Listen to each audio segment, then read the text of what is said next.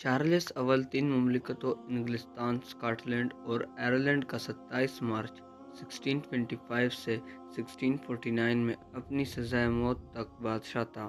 انگریزی خانہ جنگی کے عروج پر چارلس اول کو سزائے موت دی گئی اور اولیور کرامویل دولت مشترکہ ریپبلکن کے قیام تحت پہلا لارڈ محافظ بنا۔ روم کے 7 شہنشاہوں، انگلستان کے سٹورٹ خاندان کے 2 بادشاہوں اور فرانس کے 10 بادشاہوں کا نام ان بادشاہوں میں قابل ذکر 2 ہیں۔ روم کا چارلس اول، جو تاریخ میں شارلیمان کے نام سے موسوم ہے، اور انگلستان کا چارلس اول، جو جیمز اول کا بیٹا تھا اور 1625 میں انگلستان کا بادشاہ بنا۔ چارلس پہلے 4 سال کے اندر اس نے 3 پارلیمنٹ بلائے اور تینوں کو منسوخ کیا کیونکہ انہوں نے اس کے غلط مطالبات ماننے سے انکار کر دیا تھا۔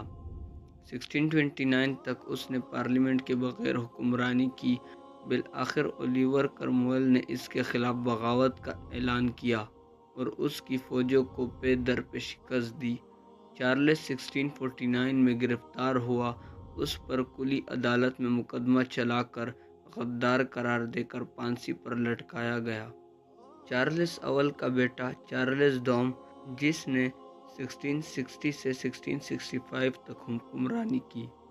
انشاءاللہ اگلی ویڈیو میں ملتے ہیں۔ اللہ حافظ۔